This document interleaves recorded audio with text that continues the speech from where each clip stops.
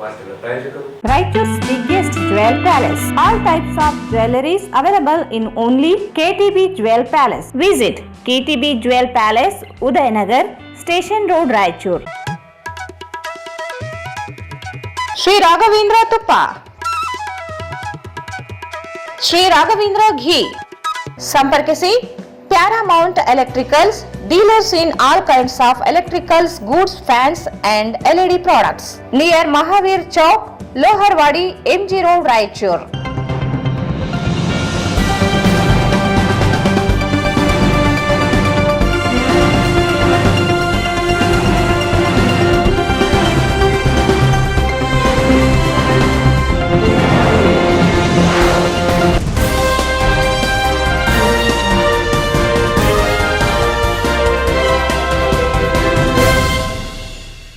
ನಮಸ್ಕಾರ, ಸ್ವಾಗತ. ಮೊದಲು ಮುಖ್ಯಾಂಶಗಳು. ಮಹಾನಗರ ಪಾಲಿಕೆ ಬಜೆಟ್ ಪೂರ್ವಭಾವಿ ಸಭೆ. ಆದ್ಯತೆ ಮೇರೆಗೆ ಅಭಿವೃದ್ಧಿ ಕೆಲಸಕ್ಕೆ ಅನುದಾನ ಮೀಸಲಿಗೆ ಮನವಿ.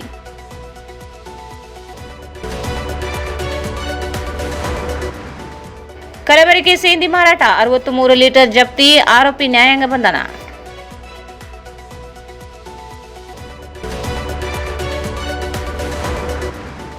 ಜಿಲ್ಲಾಡಳಿತ ವಿವಿಧ ಇಲಾಖೆಗಳಿಂದ ವಿಶ್ವ ಗ್ರಾಹಕರ ದಿನಾಚರಣೆ. ಪರಿಸರ ಕಾಪಾಡಲು ಅಧಿಕಾರಿಗಳೊಂದಿಗೆ ಗ್ರಾಹಕರು ಕೈಜೋಡಿಸಿ, ನ್ಯಾಯಾಧೀಶ ಸಾತ್ವಿಕ್.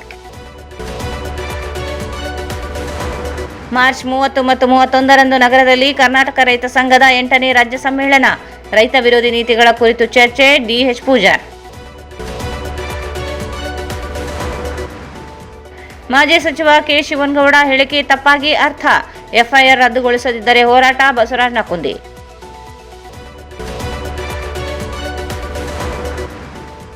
ಚನ್ನರಾಯಪಟ್ಟಣದ ರಾಯರ ರಂಗಮಂದಿರಕ್ಕೆ ಮಂತ್ರಾಲಯ ಮಠದ ದಿವಾನರ ಶ್ರೀ ಸುಧೀಂದ್ರ ಆಚಾರ್ಯ ಭೇಟಿ.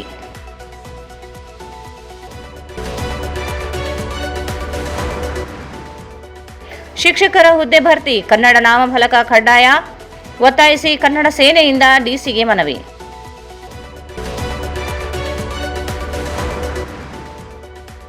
ಕೇಂದ್ರ ಬಸ್ ನಿಲ್ದಾಣದಲ್ಲಿ ಗ್ರಂಥಾಲಯ ಪುನರಾರಂಭಕ್ಕೆ ಸಿಪಿಐಎಂಎಲ್ ಲಿಬರೇಷನ್ ಒತ್ತಾಯ.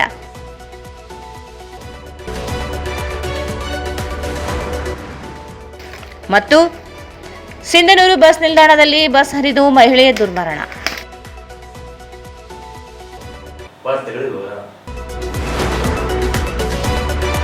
ನಗರದ ಅಭಿವೃದ್ಧಿಗೆ ಹೆಚ್ಚಿನ ಆದ್ಯತೆ ನೀಡುವ ಹಿನ್ನೆಲೆ ಪ್ರಸಕ್ತ ಬಜೆಟ್ನಲ್ಲಿ ಮುಂದಿನ ವರ್ಷಕ್ಕೆ ಅಭಿವೃದ್ಧಿ ಹೊಂದಲು ಆದ್ಯತೆಯ ಮೇರೆಗೆ ಸಲಹೆ ಸೂಚನೆಗಳನ್ನು ನೀಡಬೇಕು ಎಂದು ಮಹಾನಗರ ಪಾಲಿಕೆ ಆಯುಕ್ತ ಜುಬೇನ್ ಮೊಹಪಾತ್ರ ಹೇಳಿದರು. ಅವರು ಇಂದು ಮಹಾನಗರ ಪಾಲಿಕೆ ಕಚೇರಿ ಸಭಾಂಗಣದಲ್ಲಿ 2026-27ನೇ ಸಾಲಿನ ಆಯವ್ಯಯ ಬಜೆಟ್ಗೆ ಪೂರ್ವಭಾವಿ ಸಭೆಯಲ್ಲಿ ಮಾತನಾಡಿದರು.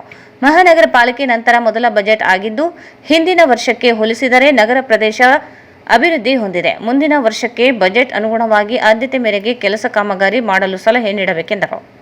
ಹಿಂದಿನ ವರ್ಷದಲ್ಲಿ ಪ್ಲಾಸ್ಟಿಕ್ ನಿರ್ಮೂಲನೆ, ಕಸಮುಕ್ತ ರಾಜಕಾಲುವೆ ಸ್ವಚ್ಛತೆ ಮಾಡಿ ಮಳೆಗಾಲದಲ್ಲಿ ತೊಂದರೆ ತಪ್ಪಿಸಲಾಗಿದೆ. ಇದೀಗ ಈ ವರ್ಷದ ಬಜೆಟ್ನಲ್ಲಿ ಮೊದಲ ಆದ್ಯತೆಯಾಗಿ ಆಶ್ರಯ ಯೋಜನೆಯಡಿ 2,000 ಮನೆಗಳ ನಿರ್ಮಾಣ ಮಾಡಲಾಗಿದೆ. ಅವುಗಳಿಗೆ ಮೂಲ ಸೌಕರ್ಯ ಸೇರಿದಂತೆ ಅಗತ್ಯ ಮೂಲಭೂತ ಸೌಲಭ್ಯ ಒದಗಿಸಲಾಗುತ್ತದೆ ಎಂದರು.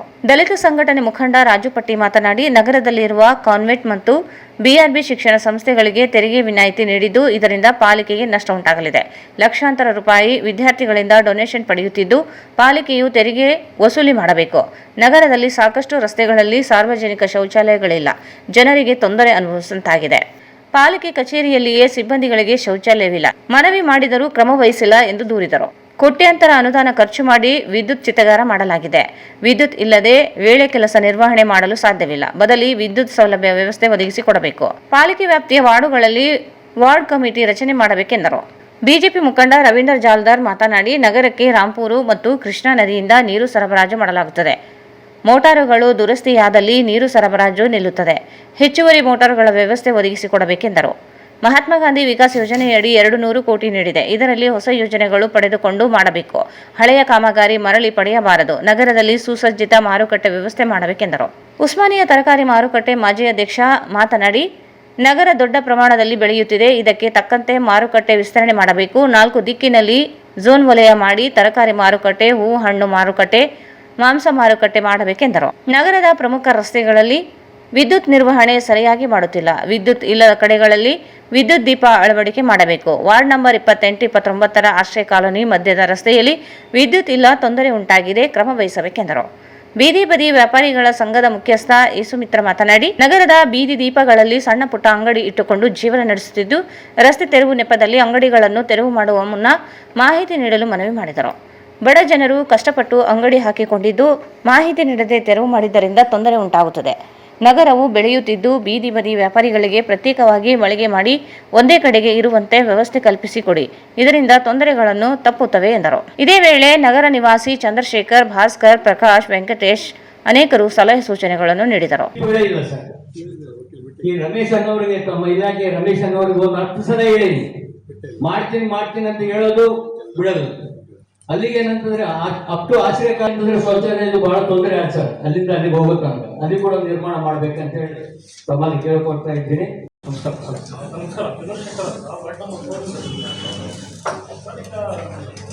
ಸರ್ಕಾರಿ ಜಾಗಗಳು ಅಲ್ಲಿ ಜಾಗ ಇದೆ, ಅದನ್ನು ಪರಿಶೀಲನೆ ಮಾಡಿ ಅಲ್ಲಿ government school 1st to 6th ವರೆಗೂ ಇದೆ.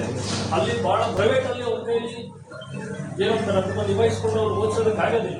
ಅವರು ಸರ್ಕಾರಿ ನೀರಿನಂತೆ ಡಾಕ್ಯುಮೆಂಟ್ಸ್ ನೀಡಬೇಕು, ಅದನ್ನು ಕೇಳಬೇಕು. ಅದು ನೀಡಿ ನಾವು ಮಾಡೋಕ್ಕಾಗೋದು. ಆದರೂ ಯಾವುದೇ ರೀತಿ ಕಂಪ್ಲೇಂಟ್ ಮನೆ ಕೂಡ ಸುಮಾರು ಜನರು ವಾಟ್ಸಪ್ ಆಗ್ತಾ ಇರ್ತಾರೆ. ಇಲ್ಲಿನೂ ನಮಸ್ಕಾರ ಸರ್, ನಾನು ರಿಟೈರ್ಡ್ ಎಂಪ್ಲಾಯ್ ಸರ್. ನಮ್ಮದು ಒಂದು ಪ್ರಾಬ್ಲಮ್ ಏನಾಗಿದೆ ಸರ್, ವಾರ್ಡ್ ನಂಬರ್ 16 ಆಯ್ತು ಸರ್, ಆಯ್ತು. ಅವ್ರಿಗೆ ರಿಪೇರಿ ಮಾಡೋಕ ಅವ್ರೇನಂತಂದ್ರೆ ಉಸ್ತುವಾರಿ ವಹಿಸಿದಾಗ ಕೊಡ್ತಾ ಇದ್ದೀರಲ್ಲ, ಈ ಜೋನ್ಗಳ ಏನು ಸಂಬಂಧಪಟ್ಟ 3 ವರ್ಷ ಕೆಳಗೆ ಇದಕ್ಕೆ ಪೈಪ್ ಲೈನ್ ಎಲ್ಲ ಅಂಡರ್ವರ್ಡ್ ಡ್ರೈನೇಜ್ ಹೋಗಿ ಕನಿಷ್ಠ 3 ತಿಂಗಳ ಕೆಳಗೆ ಒಂದು ಅರ್ಜಿ ಕೊಟ್ಟಿದ್ದೀನಿ. ಅದಕ್ಕೆ ರಿವ್ಯೂ ಮಾಡಿದ ನಂತರ ಎಲ್ಲ ಹೊಲಸು ನೀರು ಬರಕತ್ತ ಡ್ರಿಂಕಿಂಗ್ ವಾಟರ್. ಆ ಪೈಪ್ ಲೈನ್ ಚೇಂಜ್ ಮಾಡಬೇಕು. ಈಗ ಸೆಕೆಂಡ್ ಇನ್ನೊಂದು ಏನಂತಾರೆ, ಹನುಮಂತ ಹಾಕಿ ನಿಡ್ಕೊಂಡು ಎಲ್ಮೆಟ್ ಕಾಲೇಜ್ ಹೋಗೋ ದಾರಿಯಲ್ಲಿ ಅಲ್ಲೇ ಕೂತ್ಕೊಡ್ತಾವೆ ರೋಡ್ಗೆ. ಸೆಕೆಂಡ್ 2 ಕಾಲೇಜ್ ಮುಂದೆ ಇದ್ದಲ್ಲ, ಕಲ್ಯಾಣ ಮಂಟಪ ಆಗಲಿ, ಬ್ರೇಕರಿ ಆಗಲಿ, ಅವಾಗ ಯೂಸ್ ಮಾಡಿದ ಮಟೀರಿಯಲ್ ಪಬ್ಲಿಕ್ ಬಂದು ಅಲ್ಲಿ ಮುಂದೆ ರೋಡಿಗೆ ಹಾಕ್ತಾರೆ. ಅಲ್ಲಿ ಸ್ಕೂಲ್ಸ್ ಎಲ್ಲ ಗಟ್ಟಿ ಇದೆ ಸರ್, ಹೋಗ್ಲಿಕ್ಕೆ ಆಗೋಲ್ಲ. ಈ ಸಮಸ್ಯೆ ಬಂದರೆ ನಾನು ಆಲ್ರೆಡಿ 3 ದಿನಗಳಲ್ಲಿ ತಮ್ಮ ನೋಟಿಸ್ ಬಂದಿದ್ದೀನಿ. ಇದುವರೆ ಯಾವ ಸಮಸ್ಯೆನೂ ಬಗೆಹರಿಸಲಿಲ್ಲ. ದಯವಿಟ್ಟು ಇದೊಂದು ನಮಗೆ ಸಮಸ್ಯೆನೂ white paper sir, white paper ನಾವು ನೆಕ್ಸ್ಟ್ ಕಟ್ಲಕ್ಕೆ PDF ಹಾಕ್ತಾರೆ ನಮ್ಮ ಮೊಬೈಲ್ ಹೊರಗಡೆ ತಗೊಂಡು ಬರ್ಬೇಕು ನಾವು ಕೇಸ್ ಮೇಲೆ. ಚಲನ್ ಸರ್, ನೆಕ್ಸ್ಟ್ ಚಾಲನೆ ಯಾವ್ದು ಅವ್ರಿಗೆ ಅಷ್ಟು ಒತ್ತಡ ಬಿಲ್ ಕಲೆಕ್ಟರ್ ಮೇಲೆ ಇದ್ರೆ ಹೆಂಗೆ ಸರ್ ಆ ಕೆಲಸ. ಈಗ ಅದ್ರ ಸಲುವಾಗಿ ಆಲ್ಟರ್ನೇಟಿವ್ ಒಂದು 4 ಮಂದಿ ವಾರ್ಡ್ ನಂಬರ್ 5 ಬಿಲ್ ಕಲೆಕ್ಟರ್ ಬೇರೆ ಬಿಲ್ ಕಲೆಕ್ಟರ್ ಇರ್ತಾರೆ. ನಾವು ಇದು ಹಾಕೊಡಪ್ಪ ಟ್ಯಾಕ್ಸು ಅಂತ ಹೇಳಿ, ಇಲ್ಲ ಸರ್ ಅವ್ರಿಗೆ ಬರ್ತದ, ಅವ್ರು ಬರಂಗ್ ಇಲ್ಲ ಮುಂದಿನ ವರ್ಷ ಕಟ್ತೀನಿ, ಯಾರು ಇಲ್ಲ ಬಿಲ್ ಕಲೆಕ್ಟ್ ಕೇಳಿಲ್ಲ.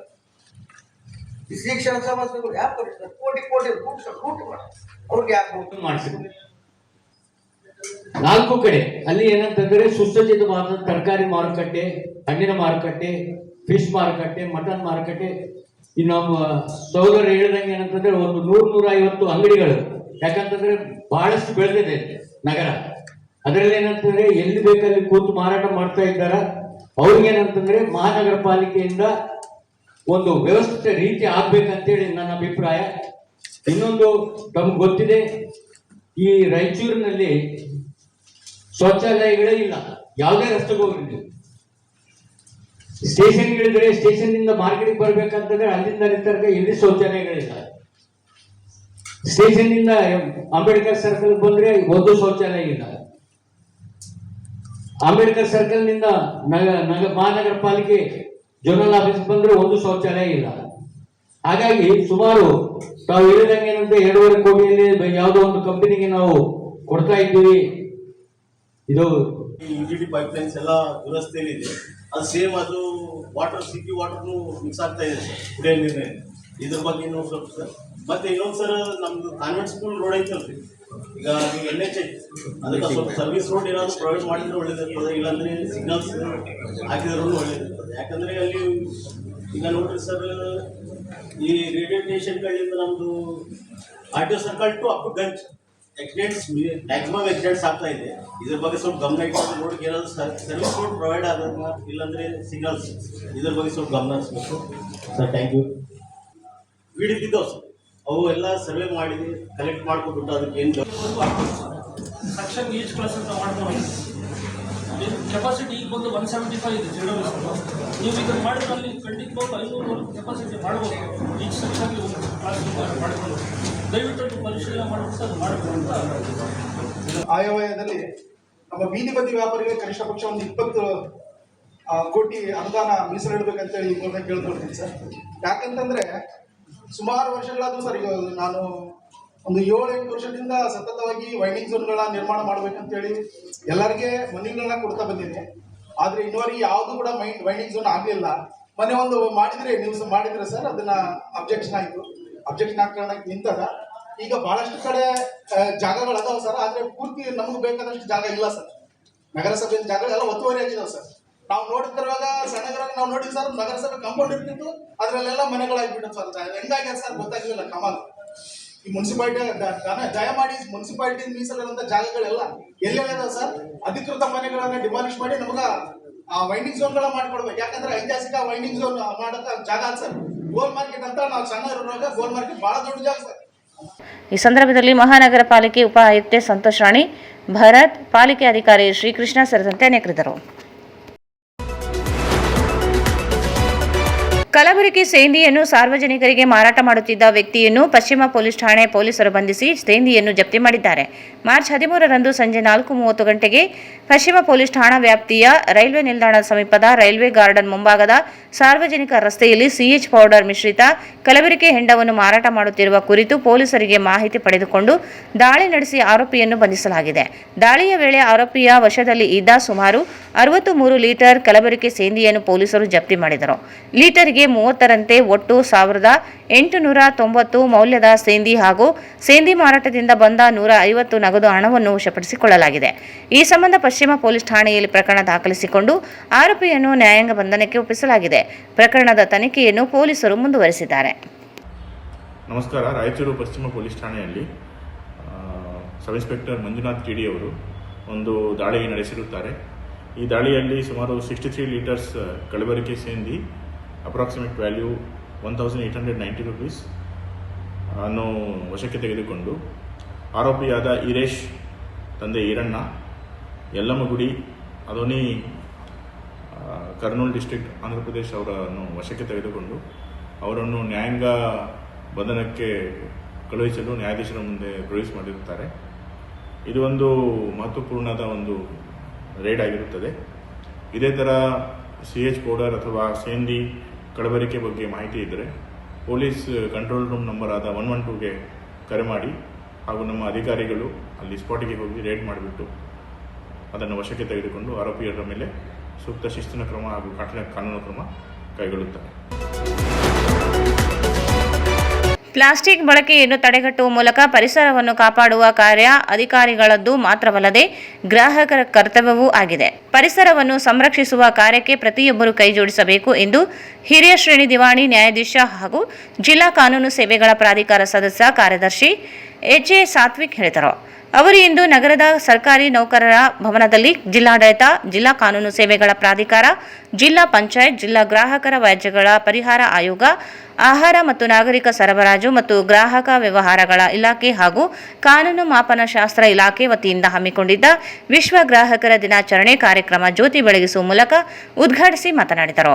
ಗ್ರಾಹಕರಿಗೆ ಉತ್ತಮ ಗುಣಮಟ್ಟದ ಸೇವೆ ಹಾಗೂ ಆಹಾರಗಳನ್ನು ನೀಡುವುದು ಪ್ರತಿಯೊಬ್ಬ ವ್ಯಾಪಾರಿಗಳ ಕರ್ತವ್ಯವಾಗಿದ್ದು, ಪ್ರಸ್ತುತ ದಿನಮಾನಗಳಲ್ಲಿ ಬೀದಿ ಬದಿಗಳಲ್ಲಿ ಮಾರಾಟ ಮಾಡಲಾಗುವ ಆಹಾರ ಅಸುರಕ್ಷತೆಯಿಂದ ಕೂಡಿದ್ದು, ನಿಷೇಧಿತ ಆಹಾರ ಪದಾರ್ಥಗಳ ಬಳಕೆ, ಗುಣಮಟ್ಟವಲ್ಲದ ಎಣ್ಣೆಯಿಂದ ತಯಾರಿಸಲಾಗುತ್ತಿದೆ. ಇದರಿಂದ ಗ್ರಾಹಕರ ಆರೋಗ್ಯದ ಮೇಲೆ ಕೆಟ್ಟ ಪರಿಣಾಮಗಳು ಬೀರುತ್ತಿವೆ.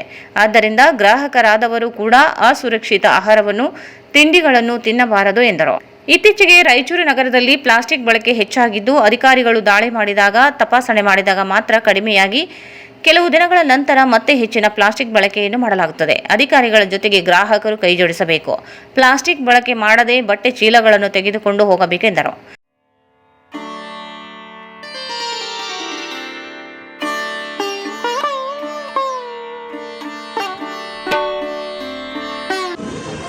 ಸರಿಯಾದ ಸಮಯದಲ್ಲಿ LPG ಗ್ಯಾಸ್ ದೊರಕುತ್ತದೆ ಅಂತ ಹೇಳಿದ್ರು. ಇದರಿಂದ ನಮಗೂ ಒಂದು ಧೈರ್ಯ ಬಂದಂಗಾಯ್ತು. ಈಗ ಇದನ್ನ ಪತ್ರಿಕಾ ಹೆಡ್ಲೈನ್ಸ್ ಹಾಕಿಬಿಟ್ರಂದ್ರೆ ಬುಕ್ಕಿಂಗ್ ಮಾಡೋದು ಕಡಿಮೆ ಆಗ್ತದೆ ಅಂತ ಅನ್ಕೋತೀನಿ. ನಮ್ಮ ಇದೊಂದು ವಿಷಯ. ಎರಡನೇ ವಿಷಯ ಏನಂತಂದ್ರೆ ಬಹಳ ಮುಖ್ಯವಾದದ್ದು, ರಾಯಚೂರೊಳಗೆ ಸಾಕಷ್ಟು ಇದು ಗೋಬಿ ಮಂಚೂರಿ ಅಂಗಡಿ, ಭಜಿ ಅಂಗಡಿ ಸಾಕಷ್ಟು ಅವ. ಆಲ್ಮೋಸ್ಟ್ ಎಲ್ಲ ಒಂದೊಂದು ಏರಿಯಾದಾಗ ಕಮ್ಮಿ ಅಂದ್ರೂ ಒಂದು 20-30 ಅವ. ಅಲ್ಲಿ ಎಲ್ಲ ಅಂಗಡಿಗಳ ಮುಂದೂ ಕೂಡ ಇಷ್ಟು ಜನಜಂಗುಳಿ ಇರ್ತದಂದ್ರೆ ಅವ ಸಿಗ್ಲಿಕ್ಕಿನ ಸಾಧ್ಯ ಅಷ್ಟು ಇರ್ತದ. ನಾವು ಒಂದು ತಿಳ್ಕೋಬೇಕು ಇವ್ರೆ, ಏನಂತಂದ್ರೆ ಅದು ಏನು ಮಾಡ್ತಾರಲ್ಲ ಅದನ್ನ ಸರಿಯಾದ ಎಣ್ಣೆಯೊಳಗೆ ಮಾಡ್ತಾ ಇದ್ದಾನೆ ಅಂತ. ನಾನು ಸುಮ್ಮನೆ ಹಂಗ ನಮ್ಮ ಏರಿಯಾದಾಗ ಏನು ಮಾಡ್ತಾ ಇದ್ದಾರೆ ಅಂತ ನೋಡ್ಕೊಂಡು ಬರೋಣ ತಿಳ್ಕೊಂಡಿಲ್ಲ. ಅಂಗಡಿಗೆ ಹೋಗಿದ್ದೆ, ಅಲ್ಲಿ ಅವ ಕರೀತಾ ಇದ್ದ, ಅದು ಎಣ್ಣೆ ಆಲ್ಮೋಸ್ಟ್ ಕರಗ ಹೋಗ್ಬಿಟ್ಟಿತ್ತು. ಅಂತ ಎಣ್ಣೆಯೊಳಗೆ ಮತ್ತೆ ಬಜಿ ಕರ್ಲಿಕತ್ತಿದ್ದ. ನಮಗ ಒಂದು ಸ್ವಲ್ಪ ನಾವು ಗ್ರಾಹಕರಿಗೆ ಒಂದು ಒಳ್ಳೆಯ ಪದಾರ್ಥ ಕೊಡಬೇಕನ್ನೋದು ಡ್ಯೂಟಿ ನಮ್ಮಲ್ಲೆಲ್ಲದ ಇವರೇ. ಒಬ್ಬ ಗ್ರಾಹಕ ನಮ್ಮಲ್ಲಿ ಬಜಿ ತಿನ್ಲಿಕ್ಕೆ ಬರ್ತಾನಂದ್ರೆ ಅವನ ಆರೋಗ್ಯ ಕಾಪಾಡೋದು ನಮ್ಮ ಕರ್ತವ್ಯ ಅಲ್ಲ. ಅದನ್ನು ಬಿಟ್ಟು ಇಲ್ಲ ನನಗ ಪ್ರಾಫಿಟ್ ಆಗಲಿ, ಅವನ ಆರೋಗ್ಯ ಹಾಳಾಗಿ ಹೋಗಲಿ ಅಂತ ಅಂದ್ಕೊಂಡು ನಾವು ಅಂಥ ಎಣ್ಣೆ ಒಳಗೆ ಬಜಿ ಕರೆದು ಕೊಟ್ಟಿವಂದ್ರೆ ಅವನ ಆರೋಗ್ಯ ಏನಾಗಬಾರ್ದು, ಕೊಲೆಸ್ಟ್ರಾಲು, ಹಾರ್ಟ್ ಅಟ್ಯಾಕು. ಇದೇ ವೇಳೆ ಆಹಾರ ಮತ್ತು ನಾಗರಿಕ ಸರಬರಾಜು ಮತ್ತು ಗ್ರಾಹಕರ ವ್ಯವಹಾರಗಳ ಇಲಾಖೆಯ ಉಪನಿರ್ದೇಶಕ ನಜೀರ್ ಅಹಮದ್ ಕನವಳ್ಳಿ ಮಾತನಾಡಿ, ಪ್ರಸ್ತುತ ದೇಶದಲ್ಲಿ ಎಲ್ಪಿಜಿ ಸಿಲಿಂಡರ್ ಸಿಗುತ್ತಿಲ್ಲ ಎಂಬ ಸುದ್ದಿ ಹಬ್ಬಿದ್ದು, ಆದರೆ ಗ್ರಾಹಕರು ಯಾವುದೇ ಆತಂಕ ಪಡಬೇಕಿಲ್ಲ. 30% ಎಲ್ಪಿಜಿ ಅನಿಲವನ್ನು ನಮ್ಮ ದೇಶದಲ್ಲಿಯೇ ಉತ್ಪಾದಿಸಲಾಗುತ್ತದೆ. ಯಾವುದೇ ಎಲ್ಪಿಜಿ ಕೊರತೆ ಇಲ್ಲ. ಗ್ರಾಹಕರು ಗಾಬರಿಗೊಳ್ಳದೆ ಸೇವೆಯನ್ನು ಪಡೆದುಕೊಳ್ಳಬೇಕೆಂದರು.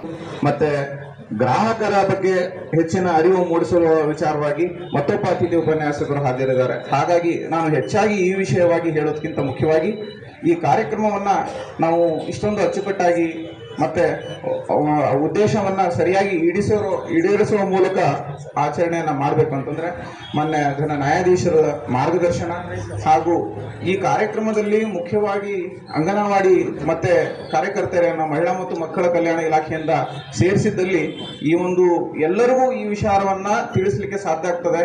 ಅವರನ್ನ ನೀವು ಕರೆಸಿ ಅಂತಕ್ಕಂಥ ಮಾರ್ಗದರ್ಶನವನ್ನು ಈ ಒಂದು ಕಾರ್ಯಕ್ರಮಕ್ಕಿಂತ ಮುಂಚೆ ನನಗೆ ನಿರ್ದೇಶನ ನೀಡಿದ್ರು. ಅದೇ ರೀತಿಯಾಗಿ ಅಧ್ಯಕ್ಷರು ಸಹಿತ ಈ ಕಾರ್ಯಕ್ರಮವನ್ನ ಇನ್ನೂ ಹೆಚ್ಚಾಗಿ ಪಬ್ಲಿಸಿಟಿ ಸಿಗುವಂತೆ ಅಂದ್ರೆ ಹೆಚ್ಚಿನ ಜನಗೆ ಇದು ತಲುಪುವಂತೆ ನೀವು ಆಯೋಜನೆ ಮಾಡಿದಲ್ಲಿ ಇದರ ಸಾರ್ಥಕ ಒಂದು ಪರಿಣಾಮ ಸಿಗ್ತದೆ ಅಂತಕ್ಕಂಥದ್ದನ್ನ ಮಾತನ್ನು ಹೇಳಿದ್ರು. ಈಗ ನಾನು ಬಹುಮುಖ್ಯವಾಗಿ ನಮ್ಮ ಮಾಧ್ಯಮ ಮಿತ್ರರು ಇರುವುದರಿಂದ ಹೆಚ್ಚಾಗಿ ಈಗ ಬರ್ನಿಂಗ್ ಇಶ್ಯೂ ಇರತಕ್ಕಂಥದ್ದು ಎಲ್ ಪಿ ಜಿ ಸಿಲಿಂಡರ್ ವಿಷಯವಾಗಿ ಯಾಕೆ ಹೇಳೋದಕ್ಕೆ ಇಷ್ಟಪಡ್ತೀನಿ ಅಂತಂದ್ರೆ ಅವರು ಸಹಿತ ಗ್ರಾಹಕರು ಈಗ ಅತ್ಯಂತ ಒತ್ತಡದನ್ನ ಅನುಭವಿಸ್ತಿದ್ದಾರೆ. ಯಾವುದೇ ಒಂದು ಔಟ್ಲೆಟ್ಗಳಿಗೆ ಹೋಗ್ರಿ ಕ್ಯೂ ನಿಂತ್ಕೊಂಡಿದ್ದಾರೆ, 200-300 ಜನ ಕ್ಯೂ ನಿಂತ್ಕೊಂಡಿದ್ದಾರೆ. ಅಂದ್ರೆ ನಾವು ಸಮರ್ಪಕವಾಗಿ ಕೊಡ್ಲಿಕ್ಕೆ ಸಾಧ್ಯ ಆಗ್ತಾ ಇಲ್ವೇನೋ ಅನ್ನೋ ಪ್ರಶ್ನೆ ನಮ್ಮಲ್ಲೇ ಮೂಡೋ ತರ ನಮಗೆ ಭಾವನೆಯನ್ನ ಮೂಡ್ತಾ ಇದೆ. ಆದ್ರೆ ಯಾರು ಪ್ಯಾನಿಕ್ ಆಗಬಾರ್ದು, ಯಾರು ಒತ್ತಡಕ್ಕೆ ಒಳಗಾಗಬಾರ್ದು ಅಂತ ನಾನು ಈ ಒಂದು ವೇದಿಕೆಯ ಮೂಲಕ ಹೇಳಲಿಕ್ಕೆ ಬಯಸ್ತೇನೆ. ಯಾಕೆ ಅಂತಂದ್ರೆ ನಮ್ಮ ರಾಯಚೂರು ಜಿಲ್ಲೆಯಲ್ಲಿ ಪ್ರತಿನಿತ್ಯ ಅಂದ್ರೆ ರಾಯಚೂರು ಜಿಲ್ಲೆಯಾದ್ಯಂತ ಗ್ರಾಹಕ ಅಂದ್ರೆ ಮನೆಗೆ ಬಳಸ್ತಕ್ಕಂಥ ಸಿಲಿಂಡರ್ಗಳು ಬುಕ್ ಆಗ್ತಿರ್ತಕ್ಕಂಥದ್ದು 6,000ರಿಂದ 8,000 ಈ ಒಂದು ಪ್ರತಿನಿತ್ಯ ಆಗ್ತಕ್ಕಂಥದ್ದು. ಈಗ ಒಮ್ಮೆಲೆ 12,000 13,000 ಆಗ್ತಿದೆ. ಯಾಕೆ ಅಂದ್ರೆ ಜನ ನಂಗೆ ನಾಳೆ ಸಿಗ್ತದೋ ಇಲ್ಲೋ, ಈಗ ಬುಕ್ ಮಾಡ್ಕೊಂಡು ಇಟ್ಕೊಂಡ್ಬಿಟ್ರೆ ಮುಂದೆ ನನಗೆ ತೊಂದರೆಯಿಂದ ನಾನು ಬಾಧಿತನಾಗಲ್ಲ, ಒಂದು ಸಿಲಿಂಡರ್ ಎಕ್ಸ್ಟ್ರಾ ಇಟ್ಕೊಂಡ್ಬಿಡೋಣ ಅಂತಕ್ಕಂಥ ಒಂದು ಭಾವನೆ. ಹಾಗಾಗಿ ನಿಮಗೆ ಇನ್ನೊಂದ್ಸರಿ ನಾನು ಹೆಚ್ಚಿನ ಮಾಹಿತಿಯನ್ನು ಹೇಳಕ್ಕೆ ಏನು ಬಯಸ್ತೀನಿ ಅಂತಂದ್ರೆ, ನಮಗೆ ಸಿಲಿಂಡರ್ಗಳ ಕೊರತೆ ಇಲ್ಲ. ನಮ್ಮ ದೇಶದಲ್ಲೇನೆ ನಮ್ಮ ಅತಿ ಹೆಚ್ಚಿನ ಜನಸಂಖ್ಯೆ ಹೊಂದಿರತಕ್ಕಂಥ ದೇಶ, ಅದಾಗಿಯೂ ಸಹಿತ ನಾವು 30% LPG ಅನ್ನ ನಮ್ಮ ದೇಶದಲ್ಲೇ ನಾವು ಉತ್ಪಾದನೆ ಮಾಡ್ತಾ ಇದ್ದೀವಿ. ಹಾಗಾಗಿ ಕೊರತೆ ಉಂಟಾಗಬೇಕಾಗಿರೋದು ಯಾವಾಗ 20-30 ದಿನ ಬೇರೆ ದೇಶಗಳಿಂದ ನಮಗೆ ಸಪ್ಲೈ ಆಗದೇ ಇದ್ರೆ. ಆದ್ರೆ ನಮ್ಗಂತ ಒಂದು ಅನಿವಾರ್ಯತೆ ಇನ್ನೂವರೆಗೂ ಎದುರಾಗಿಲ್ಲ. ಇನ್ನೊಂದು ಏನೋ ತೊಂದರೆ ಆಗ್ತಿದೆ, ಮುಂಚೆ ಎಲ್ಲರೂ ಬುಕ್ಕಿಂಗ್ ಮಾಡಿಬಿಡ್ತಿದ್ರು. ಹೇಗೆ ಮಿಸ್ ಕಾಲ್ ಕೊಡ್ತಿದ್ರಿ, ಬುಕ್ಕಿಂಗ್ ಆಗ್ಬಿಡ್ತಿತ್ತು. ಮೊಬೈಲಿಂದ ಒಂದು ನಿಮ್ಮ ಕಂಪ್ನಿದು ಒಂದು ನಂಬರ್ ಕೊಟ್ಟಿದ್ರು, ವಾಟ್ಸಪ್ ನಂಬರ್, ಫೋನ್ ನಂಬರ್, ಅದಕ್ಕೆ ಮಿಸ್ ಕಾಲ್ ಮಾಡಿಬಿಟ್ರೆ ಕಂಪ್ನಿ ಬುಕ್ಕಿಂಗ್ ಆಗ್ಬಿಡ್ತಿತ್ತು. ಆದರೆ ಈಗ ಬುಕ್ಕಿಂಗ್ ಆಗ್ತಿಲ್ಲ. ಯಾಕೆ? ಈ ಒಂದು ದ್ವಾರ ಬಾಗಿಲು ಒಳಗೆ ಬರಕ್ಕೆ 2-3 ಜನಕ್ಕೆ ಬರೋಷ್ಟು ದ್ವಾರ ಬಾಗಿಲು ಇರೋದು. ಅದ್ರಾಗ 2 ಬರ್ಬೋದು, ತಳ್ಳಾಡ್ಕೊಂಡ್ರೆ 3 ಜನ ಬರ್ಬೋದು. ಈ ಸಂದರ್ಭದಲ್ಲಿ ಜಿಲ್ಲಾ ಗ್ರಾಹಕರ ವ್ಯಾಜ್ಯಗಳ ಪರಿಹಾರ ಆಯೋಗದ ಅಧ್ಯಕ್ಷ ಕೆವಿ ಸುರೇಂದ್ರ ಕುಮಾರ್, ಸದಸ್ಯ ಪ್ರಭುದೇವ್ ಪಾಟೀಲ್, ವಕೀಲರಾದ ನಾಸಿರ್ ಅಹಮದ್, ತಿಮ್ಮಪ್ಪ, ಮೋನಿಶಾ, ಜಿಲ್ಲಾ ಗ್ರಾಹಕರ ವ್ಯಾಜ್ಯಗಳ ಪರಿಹಾರ ಆಯೋಗದ ಸಹಾಯಕ ಆಡಳಿತ ಅಧಿಕಾರಿ ಚಂದ್ರಕಾಂತ್, ಕಾನೂನು ಮಾಪನ ಶಾಸ್ತ್ರ ಇಲಾಖೆಯ ಸಹಾಯಕ ನಿಯಂತ್ರಕಿ ಅಮೃತಾ ಪಿ ಚೌಹಾಣ್, ಆಹಾರ ಮತ್ತು ನಾಗರಿಕ ಸರಬರಾಜು ನಿಗಮದ ಜಿಲ್ಲಾ ವ್ಯವಸ್ಥಾಪಕ ಪ್ರಕಾಶ್ ಸೇರಿದಂತೆ ವಿವಿಧ ಇಲಾಖೆ ಅಧಿಕಾರಿಗಳು, ಸಿಬ್ಬಂದಿ, ಜಿಲ್ಲೆಯ ನ್ಯಾಯಬೆಲೆ ಅಂಗಡಿಗಳ ಸಂಚಾಲಕರು, ವಿದ್ಯಾರ್ಥಿಗಳು ಉಪಸ್ಥಿತರಿದ್ದರು.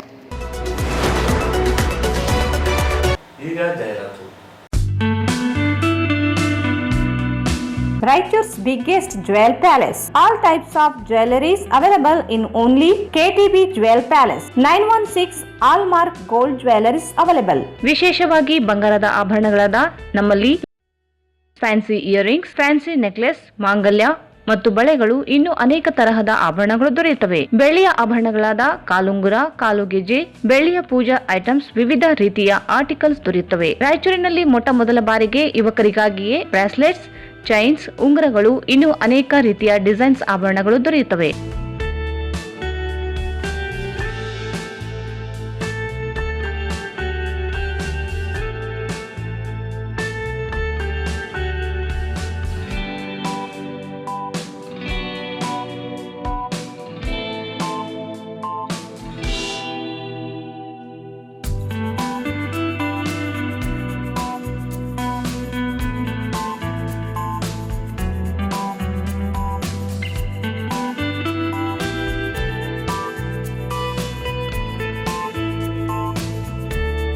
Visit KTB Jewel Palace, Udayanagar, Station Road, Raichur. Mobile 8123535300. Shri Raghavendra ತುಪ್ಪ, ಶ್ರೀ ರಾಘವೇಂದ್ರ ಘೀ, ಶ್ರೀ ರಾಘವೇಂದ್ರ ತುಪ್ಪ, ಶ್ರೀ ರಾಘವೇಂದ್ರ ಘೀ. Paramount Electricals, dealers in all kinds of electrical goods, fans and LED products. ಈಗ ನಿಮ್ಮ ರಾಯಚೂರು ಮಹಾನಗರ ಪಾಲಿಕೆಯಲ್ಲಿ ಮೊದಲ ಬಾರಿಗೆ 2000 ಚದುರ ಅಡಿಯ 2 ಮಳಿಗೆಗಳುಳ್ಳ ಬೃಹದಾಕಾರದ ಪ್ಯಾರಾಮೌಂಟ್ ಎಲೆಕ್ಟ್ರಿಕಲ್ಸ್ ಶೋರೂಮ್ ತೆರೆಯಲಾಗಿದೆ. ರಾಯಚೂರು ಜಿಲ್ಲೆಯ ಜನತೆ, ಎಲೆಕ್ಟ್ರಿಷಿಯನ್ಸ್, ಎಲೆಕ್ಟ್ರಿಕಲ್ಸ್ ಇಂಜಿನಿಯರ್ಸ್ ದೂರದ ಊರುಗಳಾದ ಬೆಂಗಳೂರು, ಹೈದರಾಬಾದ್ಗಳಿಗೆ ಹೋಗದೆ ಈಗ ನಮ್ಮ ರಾಯಚೂರಿನಲ್ಲಿ ಮ್ಯಾನುಫ್ಯಾಕ್ಚರಿಂಗ್ ದರದಲ್ಲಿ ಎಲ್ಲಾ ತರಹದ ಎಲೆಕ್ಟ್ರಿಕಲ್ಸ್ ಗೂಡ್ಸ್ ಗಳು ದೊರೆಯುತ್ತವೆ. Switch, plates, wires, fans, remote fans, ಹ್ಯೂಮರ್ಸ್, ಎಲ್ಲಾ ತರಹದ LED ಪ್ರಾಡಕ್ಟ್ ಗಳು ನಮ್ಮ ಒಂದೇ ಮಳಿಗೆಯಾದ ಪ್ಯಾರಾಮೌಂಟ್ ಎಲೆಕ್ಟ್ರಿಕಲ್ಸ್ ನಲ್ಲಿ ಮ್ಯಾನುಫ್ಯಾಕ್ಚರಿಂಗ್ ದರದಲ್ಲಿ ದೊರೆಯುತ್ತವೆ. ನಮ್ಮಲ್ಲಿ ಎಲ್ಲಾ ತರಹದ ಕಂಪನಿಗಳಾದ GM, ಗೋಲ್ಡ್ ಮೆಡಲ್, ಐಫಾ, ಹೆವೆಲ್ಸ್, ಆಂಕರ್, ಲೀಶಾ, ಫಿನೋಲ್ಯಾಕ್, ವಿಗಾರ್ಡ್, ವಿಪ್ರೋ, ಫೆಲಿಕ್ಯಾಪ್, K9, ವಿವಾನ್, ಇನ್ನು ಅನೇಕ ಕಂಪನಿಗಳ ಎಲೆಕ್ಟ್ರಿಕಲ್ಸ್ ಐಟಂಗಳು ಸಿಗುತ್ತವೆ.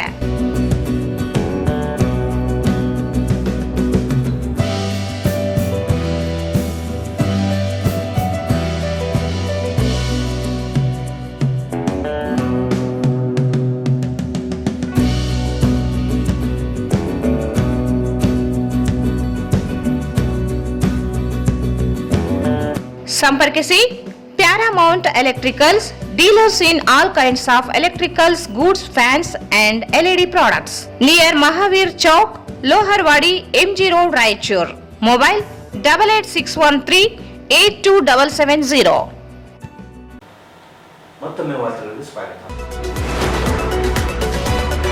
ಕರ್ನಾಟಕ ರೈತ ಸಂಘದ ರಾಜ್ಯ ಮಟ್ಟದ 8ನೇ ಸಮ್ಮೇಳನ ಮಾರ್ಚ್ 30 ಮತ್ತು 31ರಂದು ನಗರದ ಅಯ್ಯಪ್ಪ ಸ್ವಾಮಿ ಕಲ್ಯಾಣ ಮಂಟಪದಲ್ಲಿ ಆಯೋಜಿಸಲಾಗಿದೆ ಎಂದು ಕರ್ನಾಟಕ ರೈತ ಸಂಘದ ರಾಜ್ಯಾಧ್ಯಕ್ಷ DH ಪೂಜಾರ್ ಹೇಳಿದರು.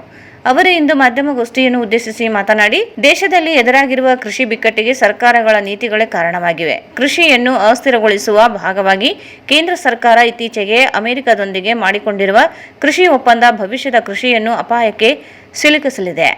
ಕಾರ್ಪೊರೇಟ್ ಪರವಾದ ಕೃಷಿ ಕಾಯ್ದೆಗಳು ಕೃಷಿಯ ಭೂಮಿಯನ್ನು ರೈತರಿಂದ ಕಸಿದುಕೊಳ್ಳುವ ಪ್ರಯತ್ನಗಳು ತೀವ್ರಗೊಳಿಸಲಾಗುತ್ತಿದೆ. ಅಮೆರಿಕದ ತನ್ನ ರೈತರಿಗೆ ಕೃಷಿ ಸಬ್ಸಿಡಿಯನ್ನು ನೀಡುತ್ತಿದ್ದು, ಗೋಧಿ, ಹೈನುಗಾರಿಕೆ, ಮೆಕ್ಕೆಜೋಳ, ಹತ್ತಿಯನ್ನು ಆಮದು ಮಾಡಿಕೊಂಡು ದೇಶದ ರೈತರನ್ನು ಸರ್ವನಾಶ ಮಾಡುವ ಹುನ್ನಾರ ನಡೆಸುತ್ತಿದೆ. ಸಮ್ಮೇಳನದಲ್ಲಿ ಕೃಷಿ ಒಪ್ಪಂದಗಳು, ಕೇಂದ್ರ ಮತ್ತು ರಾಜ್ಯ ಸರ್ಕಾರಗಳ ಸಾಲದ ಬಜೆಟ್ ಕುರಿತು ಚರ್ಚೆ, ವಿಮರ್ಶೆ ನಡೆಯಲಿದೆ. ಕೇಂದ್ರ ಸರ್ಕಾರ 16.95 ಲಕ್ಷ ಕೋಟಿ ಸಾಲ ಮಾಡಿದ್ದು 14.4 ಲಕ್ಷ ಕೋಟಿ ಬಡ್ಡಿಗೆ ಹಣ ವ್ಯಯ ಮಾಡುತ್ತಿದೆ. ಮತ್ತೊಂದು ಕಡೆ ಶಿಕ್ಷಣ, ಆರೋಗ್ಯ, ಉದ್ಯೋಗ ಕ್ಷೇತ್ರಗಳಿಗೆ ಅನುದಾನ ಕಡಿತಗೊಳಿಸಿರುವ ಜನಪರ ಬಜೆಟ್ ಎಂದು ಸಮರ್ಥಿಸಲಾಗುತ್ತಿದೆ. ರೈತ ವಿರೋಧಿ ನೀತಿಗಳ ವಿರುದ್ಧ 2 ದಿನ ಸಮಾವೇಶದಲ್ಲಿ ಚರ್ಚಿಸಲಾಗುತ್ತದೆ.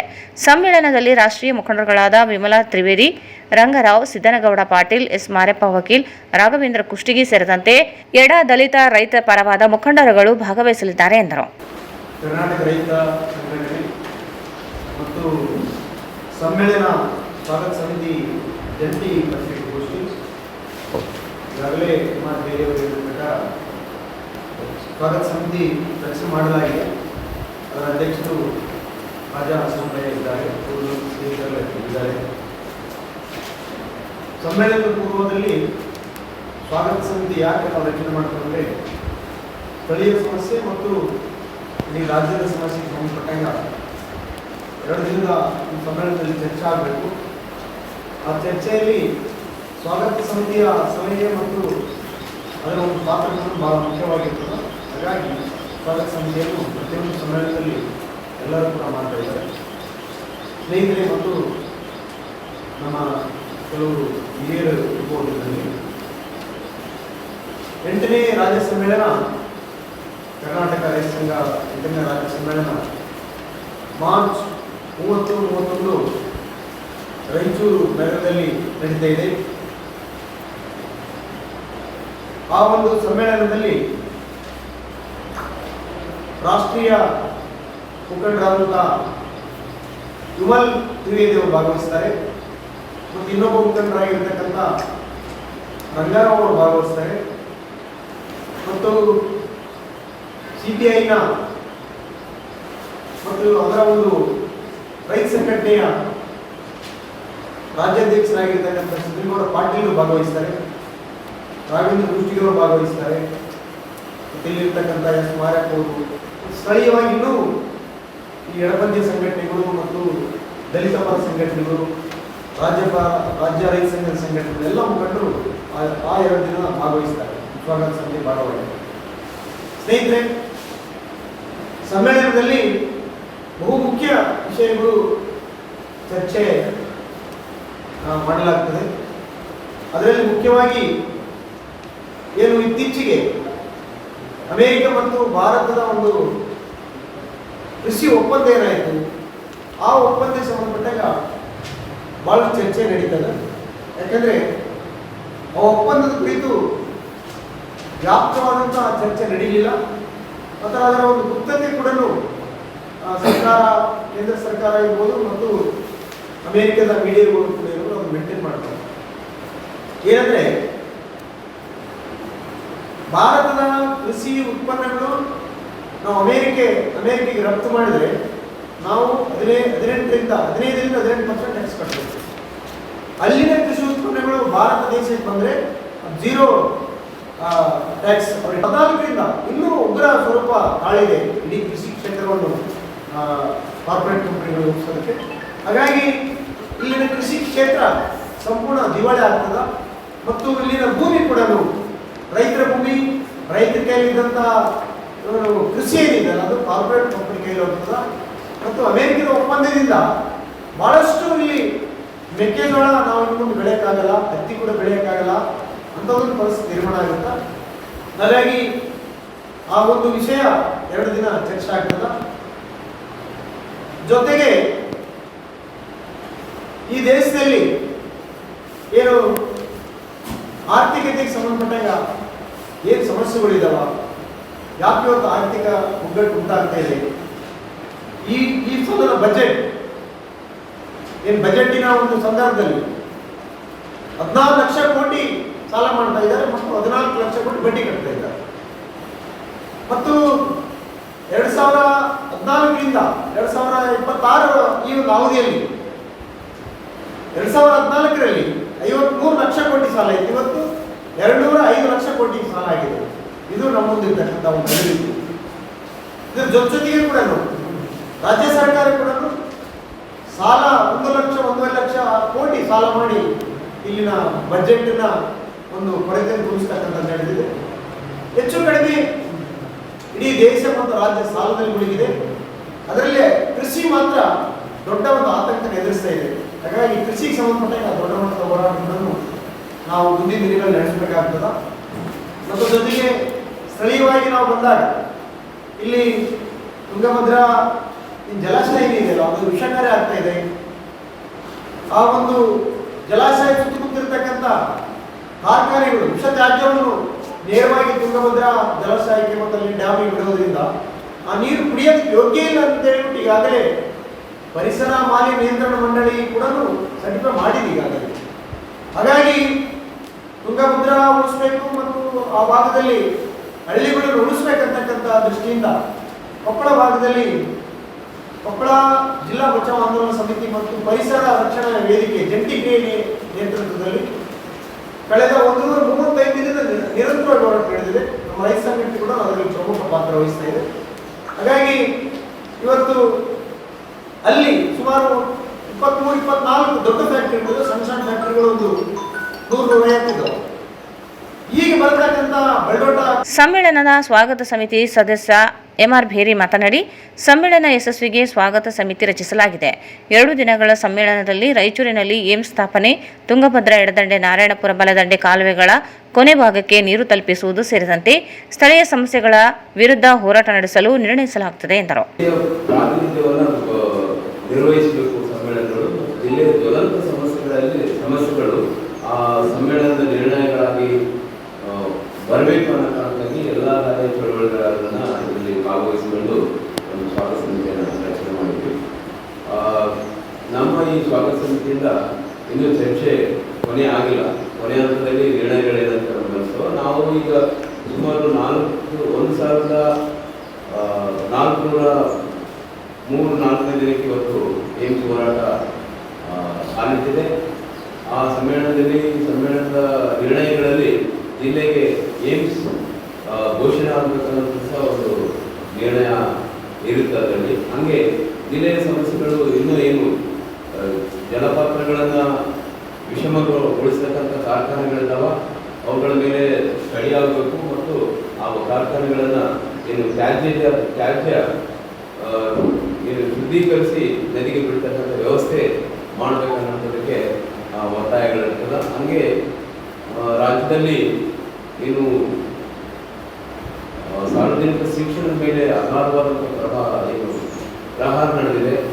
ಸುಮಾರು 800 TPS ಶಾಲೆಗಳನ್ನು ಪ್ರಾರಂಭ ಮಾಡಬೇಕಂತ ಕರ್ನಾಟಕ ಸರ್ಕಾರ ಏನು ಯೋಜಿಸಿದೆ ಅದನ್ನು ಹಿಂಪಡಿಬೇಕು. ಸರ್ಕಾರಿ ಶಾಲೆಗಳನ್ನು ಯಥಾಸ್ಥಿತಿ ಮುಂದುವರಿಸಿಕೊಂಡು ಹೋಗ್ಬೇಕನ್ನಂಥ ಏನು ನಿರ್ಣಯಗಳಲ್ಲಿ ಇವು ಆಗಿರ್ತಾವೆ. ಹಾಗೆ ಈ ಕೃಷ್ಣಾ ಕೊಳ್ಳದ ಮತ್ತು ಈ ತುಂಗಭದ್ರಾ ನದಿಯಿಂದ ಇದು ನಮ್ಮ ರಾಯಚೂರಿನ ತಾಲೂಕಿನ ಕೊನೆಯ ಭಾಗದ ಹಳ್ಳಿಗಳಿಗೆ ನೀರು ಕೊಡುವಂಥ ವ್ಯವಸ್ಥೆ.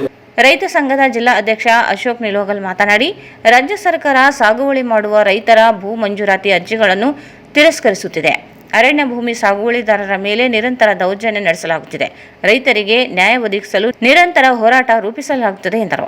ಈ ಸಂದರ್ಭದಲ್ಲಿ ಖಾಜಾ ಅಸ್ಲಂ, ಶ್ರೀನಿವಾಸ್ ಕೊಪ್ಪರ್, ಚಿಟಿಬಾಬು ಉಪಸ್ಥಿತರಿದ್ದರು. ಪರಿಶಿಷ್ಟ ಜಾತಿಗಳ ಒಳ ಮೀಸಲಾತಿಯಲ್ಲಿ ಆಗಿರುವ ಅನ್ಯಾಯ ವಿರುದ್ಧ ಮಾಜಿ ಸಚಿವ ಕೆ ಶಿವನಗೌಡ ನೀಡಿರುವ ಹೇಳಿಕೆ ತಪ್ಪಾಗಿ ಅರ್ಥೈಸಲಾಗುತ್ತಿದೆ. ಕೂಡಲೇ ಎಫ್ಐಆರ್ ರದ್ದುಗೊಳಿಸದಿದ್ದರೆ ಹೋರಾಟ ನಡೆಸುವುದಾಗಿ ಪರಿಶಿಷ್ಟ ಜಾತಿ ಮತ್ತು ಪಂಗಡದ ದಲಿತ ಸಂಘರ್ಷ ಸಮಿತಿ ಜಿಲ್ಲಾ ಸಂಚಾಲಕ ಬಸವರಾಜ್ ನಕ್ಕುಂದಿ ಹೇಳಿದರು. ಅವರು ಇಂದು ಮಾಧ್ಯಮಗೋಷ್ಠಿಯನ್ನು ಉದ್ದೇಶಿಸಿ ಮಾತನಾಡಿ, ಚಿತ್ರದುರ್ಗದಲ್ಲಿ ನಡೆದ ಜನಾಂದೋಲನ ಸಮಾವೇಶ ಪೂರ್ವ ಸಿದ್ಧತಾ ಸಮಾವೇಶದಲ್ಲಿ ಮಾತನಾಡಿರುವ ಕೆ ಶಿವನಗೌಡ ನಾಯಕ್ ಇವರು ಸಂವಿಧಾನ ಉಳಿಸುವುದಾಗಿ ಹೇಳುವ ಸಮಾಜ ಕಲ್ಯಾಣ ಸಚಿವ ಎಚ್.ಸಿ. ಮಹದೇವಪ್ಪ ಇವರು ಮೀಸಲಾತಿಯಲ್ಲಿ ಅನ್ಯಾಯವಾದರೂ ಯಾವುದೇ ಸ್ಪಂದನೆ ನೀಡದೇ ಇರುವುದು ನೀಡಿದರೆ ಅವರ ಕಂಡರೆ ಕಪಾಳ ಮೋಕ್ಷ ಮಾಡಬೇಕೆನಿಸುತ್ತದೆ ಎಂದಷ್ಟೇ ಹೇಳಿದ್ದಾರೆ ಹೊರತು ಹೊಡೆಯುವುದಾಗಿ ಹೇಳಿಲ್ಲ. ರಾಜ್ಯ ಸರ್ಕಾರ ಪರಿಶಿಷ್ಟ ಜಾತಿಗಳಿಗೆ ಶೇಕಡಾ 17 ಮತ್ತು ಪರಿಶಿಷ್ಟ ಪಂಗಡಕ್ಕೆ ಶೇಕಡಾ 7 ಮೀಸಲು ನೀಡಲು ನಿರ್ಧರಿಸಿತ್ತು. ಹೈಕೋರ್ಟ್ ತಡೆಯಾಜ್ಞೆ ನೀಡಿದ್ದರೂ ಸಮಾಜ ಕಲ್ಯಾಣ ಸಚಿವರಾಗಿ ಸರ್ಕಾರ ನಿರ್ಧಾರವನ್ನು ಸಮರ್ಥಿಸುವ ಕೆಲಸ ಮಾಡಲಿಲ್ಲ. ಕೋರ್ಟ್ನಲ್ಲೂ ತಕರಾರು ಅರ್ಜಿ ಸಲ್ಲಿಸದೇ ಇರುವ ಕುರಿತು ಸಾಮಾನ್ಯ ಆಡು ಭಾಷೆಯಲ್ಲಿ ಮಾತನಾಡಿದ್ದಾರೆ. ಆದರೆ ಕೆಲವರು ಅದನ್ನು ರಾಜಕೀಯವಾಗಿ ಬಳಸಿಕೊಳ್ಳಲು ಅವರ ವಿರುದ್ಧ ಕೇಸ್ ದಾಖಲಿಸಿದ್ದಾರೆ. ಅವರ ಮಾತಿನ ಉದ್ದೇಶ ಅರಿಯದೆ ಕೇಸ್ ಮಾಡಿರುವುದು ತಪ್ಪು. ಕೂಡಲೇ ಎಫ್ಐಆರ್ ರದ್ದುಗೊಳಿಸಬೇಕು. ಇಲ್ಲದೆ ಹೋದಲ್ಲಿ ತೀವ್ರ ಸ್ವರೂಪದ ಹೋರಾಟ ನಡೆಸಬೇಕಾಗುತ್ತದೆ ಎಂದು ಎಚ್ಚರಿಸಿದರು. ನಮ್ಮ ಪತ್ರಿಕಾ ಮಾಧ್ಯಮಗಳ ಮುಖಾಂತರ ಮಾನ್ಯ ಜಿಲ್ಲಾಧಿಕಾರಿಗಳ ಮುಖಾಂತರ ಮುಖ್ಯಮಂತ್ರಿಗಳಿಗೆ ಒಂದು ಮನವಿಯನ್ನು ಮಾಡಿಕೊಳ್ಳಲಾಗಿದೆ. ಇತ್ತೀಚಿನ ದಿನಗಳಲ್ಲಿ ಚಿತ್ರದುರ್ಗದಲ್ಲಿ ನಡೆದ ಬೃಹತ್ ಜನಾಂದೋಲನ ಐತಿಹಾಸಿಕ ಹೋರಾಟದ ಸಿದ್ಧತೆಯನ್ನು ನಡೆಸಲಾದ ಪೂರ್ವ ಸಭೆಯಲ್ಲಿ ಮಾನ್ಯ ಜನಪ್ರಿಯ ಮಾಜಿ ಶಾಸಕರಾದ ಶಿವನಗೌಡ ನಾಯಕ್ ಅವರು ಪರಿಶಿಷ್ಟ ಜಾತಿ ಮತ್ತು ಪರಿಶಿಷ್ಟ ಪಂಗಡಗಳಿಗೆ ಆಗುವಂಥ ಅನ್ಯಾಯದ ಕುರಿತು ರಾಜ್ಯ ಸರ್ಕಾರ ಮಾಡುತ್ತಿರುವ ಅನ್ಯಾಯ ಧೋರಣೆಯನ್ನು ಖಂಡಿಸಿ ಆ ಪೂರ್ವ ಸಭೆಯಲ್ಲಿ ಇವತ್ತು SC ಮತ್ತು STಗಳಿಗೆ ಅನ್ಯಾಯ ಆಗ್ತಕ್ಕಂಥ ನಮ್ಮ ದಲಿತ ಸಮುದಾಯಗಳಿಗೆ ಸರ್ಕಾರ ಬಹುದೊಡ್ಡ ಅನ್ಯಾಯ ಮಾಡ್ತಾ ಇದೆ. ACP DCP ಅನುದಾನದಲ್ಲಿ ಮತ್ತು ಉದ್ಯೋಗದಲ್ಲಿ ಇತರ ಯೋಜನೆಗಳಲ್ಲಿ ಅನ್ಯಾಯ ಮಾಡ್ತಕ್ಕಂಥ ಪೂರ್ವ ಸಭೆಯಲ್ಲಿ ಮಾತನಾಡುತ್ತಿರುವಾಗ ಮಾನ್ಯ ಸಚಿವರು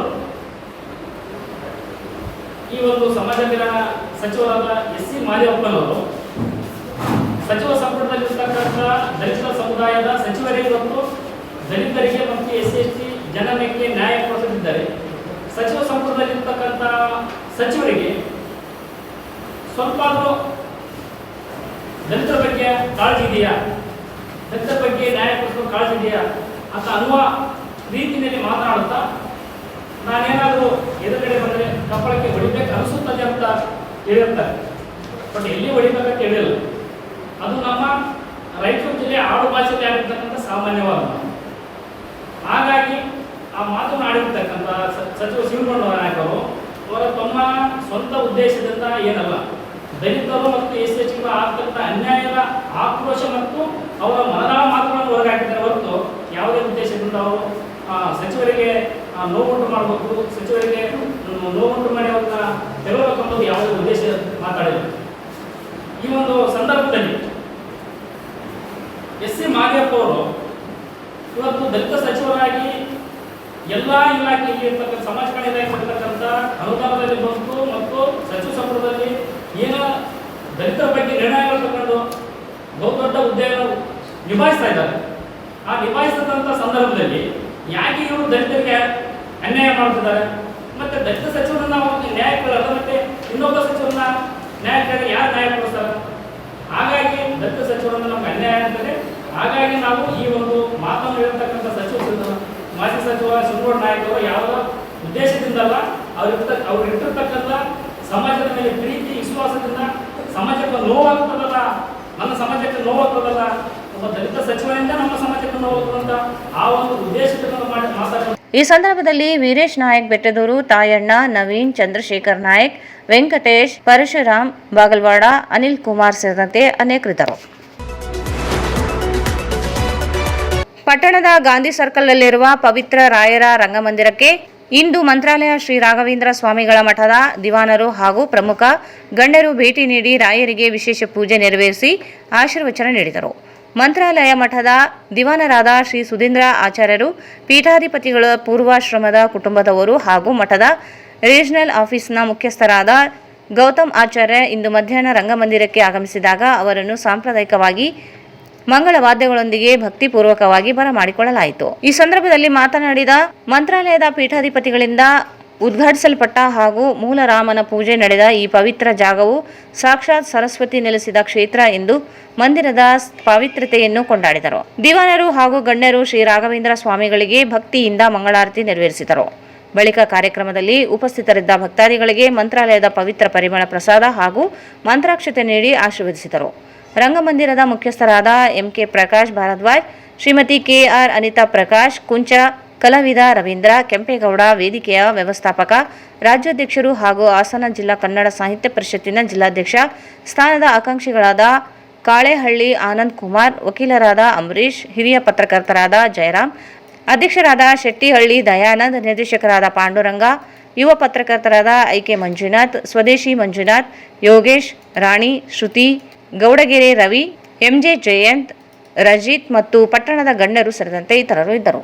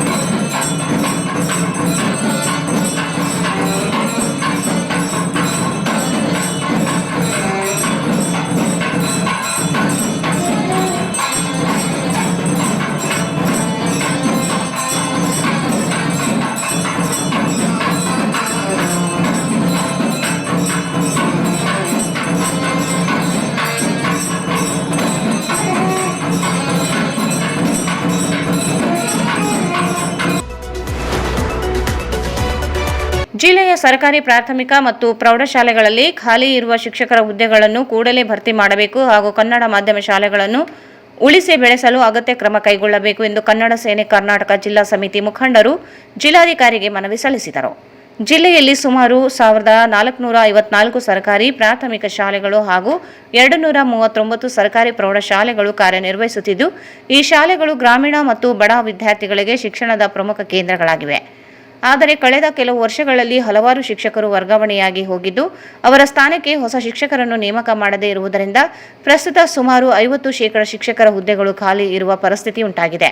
ಇದರಿಂದ ವಿದ್ಯಾರ್ಥಿಗಳಿಗೆ ಗುಣಮಟ್ಟದ ಶಿಕ್ಷಣ ದೊರಕುವಲ್ಲಿ ಅಡಚಣೆ ಉಂಟಾಗುತ್ತಿದೆ. ಶಿಕ್ಷಕರ ಕೊರತೆಯಿಂದಾಗಿ ಅನೇಕ ಪೋಷಕರು ತಮ್ಮ ಮಕ್ಕಳನ್ನು ಖಾಸಗಿ ಶಾಲೆಗಳಿಗೆ ಸೇರಿಸುವ ಪರಿಸ್ಥಿತಿ ನಿರ್ಮಾಣವಾಗಿದ್ದು, ಇದರ ಪರಿಣಾಮವಾಗಿ ಕನ್ನಡ ಮಾಧ್ಯಮ ಶಾಲೆಗಳ ಅಸ್ತಿತ್ವಕ್ಕೂ ಧಕ್ಕೆ ಉಂಟಾಗುತ್ತಿದೆ ಎಂದು ಮನವಿಯಲ್ಲಿ ತಿಳಿಸಿದ್ದಾರೆ. ಜಿಲ್ಲೆಯ ಎಲ್ಲ ಸರ್ಕಾರಿ ಕಚೇರಿಗಳಲ್ಲಿ ಕನ್ನಡ ನಾಮಫಲಕಗಳನ್ನು ಕಡ್ಡಾಯವಾಗಿ ಅಳವಡಿಸಲು ಸಂಬಂಧಪಟ್ಟ ಇಲಾಖೆಗಳ ಅಧಿಕಾರಿಗಳಿಗೆ ನಿರ್ದೇಶನ ನೀಡಬೇಕು. ಬೇಸಿಗೆ ಕಾಲ ಪ್ರಾರಂಭವಾಗಿರುವ ಹಿನ್ನೆಲೆಯಲ್ಲಿ ಜಿಲ್ಲೆಯ ಎಲ್ಲ ತಾಲೂಕು ಹಾಗೂ ಗ್ರಾಮೀಣ ಪ್ರದೇಶಗಳಲ್ಲಿ ಕುಡಿಯುವ ನೀರಿನ ಅಭಾವ ಉಂಟಾಗದಂತೆ ಮುನ್ನೆಚ್ಚರಿಕೆ ಕ್ರಮ ಕೈಗೊಳ್ಳಲು ಸಂಬಂಧಪಟ್ಟ ಅಧಿಕಾರಿಗಳಿಗೆ ಸೂಚನೆ ನೀಡಬೇಕು ಎಂದು ಮನವಿ ಮಾಡಿದರು. ಈ ಸಂದರ್ಭದಲ್ಲಿ ಕನ್ನಡ ಸೇನೆ ಜಿಲ್ಲಾ ಅಧ್ಯಕ್ಷ ಎಂ ಬಸವರಾಜ್, ಗೋವಿಂದಪ್ಪ ಚವಾಣ್, ನಾಗಪ್ಪ, ಅಮರೇಶ್ ನಾಯಕ್, ಮಂಜುನಾಥ್, ಶಿವರಾಜ್ ಬಡಿಗೇರ್, ವೀರನ್ಗೌಡ, ರಾಮಪ್ಪ ನಾಯಕ್, ಪರಶುರಾಮ್ ಸೇರಿದಂತೆ ಅನೇಕರಿದ್ದರು. ಕೇಂದ್ರ ಬಸ್ ನಿಲ್ದಾಣದಲ್ಲಿ ಇದ್ದ ಸಾರ್ವಜನಿಕರ ಗ್ರಂಥಾಲಯ ಮುಚ್ಚಲ್ಪಟ್ಟಿದ್ದು, ಪ್ರಯಾಣಿಕರಿಗೆ, ಕಾಲೇಜುಗಳ ವಿದ್ಯಾರ್ಥಿಗಳಿಗೆ ನಿರಾಸೆಯಾಗಿದೆ. ಕೂಡಲೇ ಎಚ್ಚೆತ್ತುಕೊಂಡು ಪ್ರಾರಂಭಿಸಬೇಕು ಎಂದು ಸಿಪಿಐಎಂಎಲ್ ಲಿಬರೇಷನ್ ಪಕ್ಷ ವತಿಯಿಂದ ಅಪರ ಜಿಲ್ಲಾಧಿಕಾರಿಗೆ ಮನವಿ ಸಲ್ಲಿಸಲಾಯಿತು. ಜಿಲ್ಲಾ ಗ್ರಂಥಾಲಯದ ಅನುಮತಿಯ ಮೇರೆಗೆ ಸಾರಿಗೆ ಇಲಾಖೆಯ ಅಧಿಕಾರಿಗಳು ನಿರ್ವಹಣೆ ಮಾಡಲಾಗುತ್ತಿತ್ತು. ಈ ಗ್ರಂಥಾಲಯದಲ್ಲಿ ದಿನಪತ್ರಿಕೆ, ವಾರಪತ್ರಿಕೆ, ಮಾಸಿಕ, ಪಾಕ್ಷಿಕ ಪತ್ರಿಕೆಗಳ ಜೊತೆಗೆ ಪುಸ್ತಕಗಳು ಓದಲು ಅನುಕೂಲವಾಗಿತ್ತು. ಕೋವಿಡ್ ಕಾಲದಲ್ಲಿ ತಾತ್ಕಾಲಿಕವಾಗಿ ಬಂದ್ ಮಾಡಿದ್ದ ಗ್ರಂಥಾಲಯವನ್ನು ಇದುವರೆಗೆ ತೆರೆದಿಲ್ಲ. ಗ್ರಂಥಾಲಯದ ಜಾಗದಲ್ಲಿ ನಿಯಂತ್ರಣ ಅಧಿಕಾರಿಗಳ ವಿಶ್ರಾಂತಿ ಕೊಠಡಿ ಮಾಡಲಾಗಿದೆ. ಆದರೆ ಇದಕ್ಕೆ ಬೇರೆ ಜಾಗ ಕೊರತೆ ಇಲ್ಲ. ಇಲಾಖೆ ಅಧಿಕಾರಿಗಳು ಈ ಹಿಂದಿನಂತೆ ಗ್ರಂಥಾಲಯ ಆರಂಭಿಸಬೇಕು ಎಂದು ಮನವಿ ಮಾಡಿದರು. ತಾಲೂಕಿನ ವಿವಿಧ ಹಳ್ಳಿಗಳ ವಿದ್ಯಾರ್ಥಿಗಳು, ದೂರದ ಊರುಗಳಿಗೆ ಪ್ರಯಾಣ ಮಾಡುವವರು ಬಸ್ಗಾಗಿ ಕಾಯುವಾಗ ಸರಿಯಾದ ಆಸನಗಳು ಸಿಗದೆ ಅನೇಕರು ನಿಂತು ಬಸ್ಗಾಗಿ ಕಾಯಬೇಕಿದೆ. ಗ್ರಂಥಾಲಯ ಇದ್ದರೆ ನಿಲ್ಲುವ ಬದಲು ಕೂಡಿ ಪತ್ರಿಕೆಗಳು ಓದಬಹುದು. ಇದು ವಿದ್ಯಾರ್ಥಿಗಳ ಜ್ಞಾನಾರ್ಜನೆಗೂ ಕಾರಣವಾಗಬಹುದಾಗಿದೆ ಎಂದು ವಿವರಿಸಿದರು. ಇಂದಿನ ಆಧುನಿಕ ಯುಗದಲ್ಲಿ ಸಾಮಾಜಿಕ ಜಾಲತಾಣಗಳ ಹಾವಳಿಯ ಮಧ್ಯೆ ಸಮಯ ವ್ಯರ್ಥ ಮಾಡುವ ವಿದ್ಯಾರ್ಥಿಗಳಿಗೆ ದಿನಪತ್ರಿಕೆ ಓದಲು ಪ್ರೇರೇಪಿಸಬಹುದಾಗಿದೆ. ಕೂಡಲೇ ಸಾರಿಗೆ ಇಲಾಖೆ ಇದರ ಬಗ್ಗೆ ಗಮನ ಹರಿಸಲಿ ಎಂದು ಒತ್ತಾಯಿಸಿದರು.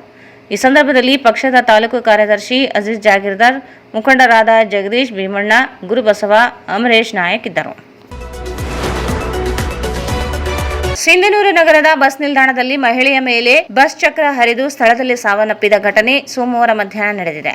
ಕಾರಟಗಿ ಪಟ್ಟಣದ ಬೇವಿನಾಳ ಗ್ರಾಮದ ದೊಡ್ಡ ಈರಮ್ಮ ಬಸಣ್ಣ ನಾಯಕ್ 38 ವರ್ಷ ಮೃತ ದುರ್ದೈವಿ. ರಾಯಚೂರಿನಿಂದ ಬಳ್ಳಾರಿಗೆ ಹೊರಟಿದ್ದ ರಾಯಚೂರಿನ 3ನೇ ಡಿಪೋಗೆ ಸಂಬಂಧಿಸಿದ KA 36 F1415 ಸಂಖ್ಯೆಯ ಬಸ್ ನಗರದ ಬಸ್ ನಿಲ್ದಾಣ ಪ್ರವೇಶಿಸುವಾಗ ಮಹಿಳೆ ಮೇಲೆ ಹರಿದು ಸ್ಥಳದಲ್ಲಿ ಸಾವನ್ನಪ್ಪಿದ್ದಾಳೆ. ಘಟನೆಯಲ್ಲಿ ಬಸ್ ಚಾಲಕನ ನಿರ್ಲಕ್ಷ್ಯ ಕಾರಣ ಎಂದು ತಿಳಿದು ಬಂದಿದೆ. ಬಸ್ ಮಹಿಳೆಯ ತಲೆಯ ಮೇಲೆ ಹರಿದಿದ್ದು, ಮಹಿಳೆಯ ದೇಹದ ಭಾಗಗಳು ನುಜ್ಜುನುಜ್ಜಾಗಿವೆ. ಮೃತದೇಹವನ್ನು ಆಸ್ಪತ್ರೆಗೆ ಸಾಗಿಸುವ ಮೂಲಕ ಸ್ಥಳದಲ್ಲಿ ಇದ್ದ ಟ್ರಾಫಿಕ್ PSI ಚಂದ್ರಶೇಖರ್ ಹಿರೇಮಠ್ ಸೇರಿ ಸಂಚಾರಿ ಠಾಣೆಯ ಪೊಲೀಸರು ಮಾನವೀಯತೆ ಮೆರೆದರು. ಈ ಕುರಿತು ಸಂಚಾರಿ ಪೊಲೀಸ್ ಠಾಣೆಯಲ್ಲಿ ಪ್ರಕರಣ ದಾಖಲಾಗಿದೆ. ಕೊನೆಯಲ್ಲಿ ಮತ್ತೊಂದು ಮುಖ್ಯಾಂಶಗಳು.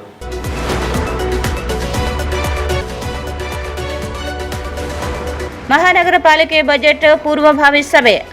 ಆದ್ಯತೆ ಮೇರೆಗೆ ಅಭಿವೃದ್ಧಿ ಕೆಲಸಕ್ಕೆ ಅನುದಾನ ಮೀಸಲಿಗೆ ಮನವಿ.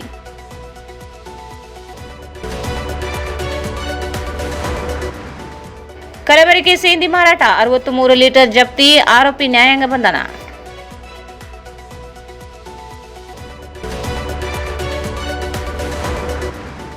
ಜಿಲ್ಲಾಡಳಿತ ವಿವಿಧ ಇಲಾಖೆಗಳಿಂದ ವಿಶ್ವ ಗ್ರಾಹಕರ ದಿನಾಚರಣೆ. ಪರಿಸರ ಕಾಪಾಡಲು ಅಧಿಕಾರಿಗಳೊಂದಿಗೆ ಗ್ರಾಹಕರು ಕೈಜೋಡಿಸಿ ನ್ಯಾಯಾಧೀಶ ಸಾತ್ವಿಕ್.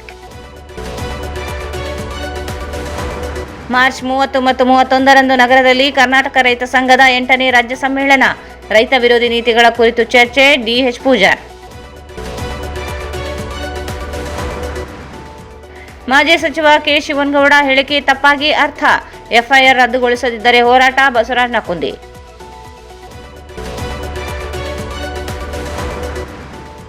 ಚನ್ನರಾಯಪಟ್ಟಣದ ರಾಯರ ರಂಗಮಂದಿರಕ್ಕೆ ಮಂತ್ರಾಲಯ ಮಠದ ದಿವಾನರ ಶ್ರೀ ಸುಧೀಂದ್ರ ಆಚಾರ್ಯ ಭೇಟಿ.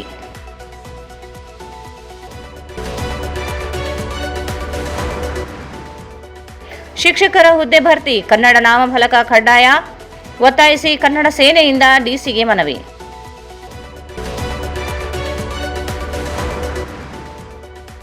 ಕೇಂದ್ರ ಬಸ್ ನಿಲ್ದಾಣದಲ್ಲಿ ಗ್ರಂಥಾಲಯ ಪುನರಾರಂಭಕ್ಕೆ ಸಿಪಿಐಎಂಎಲ್ ಲಿಬರೇಷನ್ ಒತ್ತಾಯ.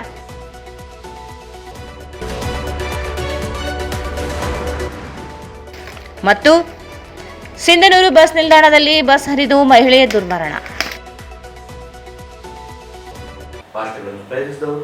Raichur's biggest jewel palace. All types of jewelries available in only KTB Jewel Palace. Visit KTB Jewel Palace, Udayanagar, Station Road, Raichur. Sri Raghavendra Tuppa,